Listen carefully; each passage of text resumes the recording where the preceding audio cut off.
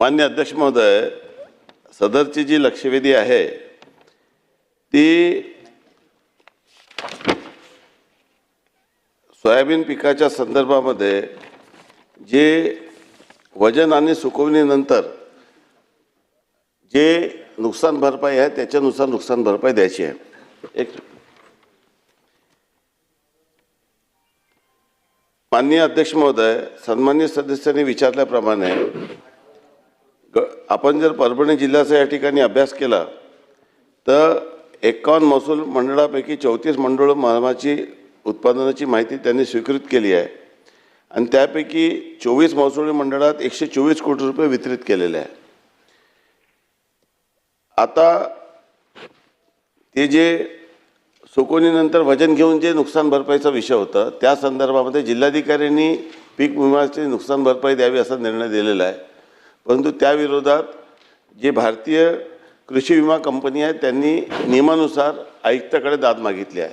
आपला नियम असा आहे की आयुक्तानंतर राज्य प्राधिकरणकडे ते राज्य प्राधिकरणकडून भारत सरकारकडे तो विषय जातो।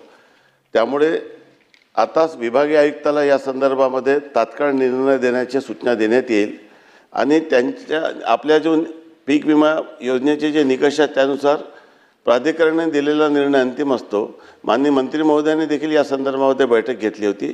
त्यामुळे जे नुकसान भरपाईचा जो विषय आहे तो पीक विमाच्या जे वाचलेले जे 10 मंडळाचा विषय राहिलेला जे 17 महसूल मंडळाला स्वीकृती दिलेली आहे त्यानंतर जे काही ज्या तालुक्याची नुकसान भरपाई राहिलेली आहे त्या संदर्भात प्राधिकरणाने निर्णय दिल्यानंतर या संदर्भामध्ये वाटप करण्यात येईल। तथापि शेतकऱ्यांना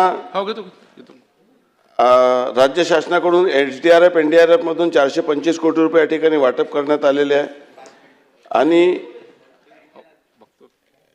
पुरामुळे जे अतिवृष्टीमुळे जे बाधित आहे त्यासाठी 495.11 कोटी असे एकदम 920 कोटी रुपये इतकी नुकसान भरपाई देण्यात आलेली आहे।